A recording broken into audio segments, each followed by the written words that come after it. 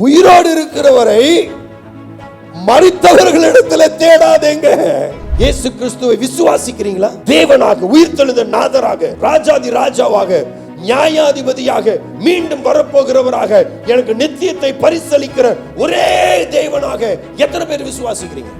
விசுவாசிக்கிறவருக்கு அவர் ஜீவனுள்ள தேவன், திரியேக தேவன், யெகோவா தேவனுடைய ஒரே பேரான மைந்தன், அவர் தேவகுமாரன், என் மீட்பர், என் இரட்சகர், உலக இரட்சகர் அவர்தான். நான் எழுப்பினவர்கள் எல்லாம் உங்களோடு இருக்கிறார்களே, உங்களுடைய இருதயம் எழுப்பப்பட்டிருக்கிறதா?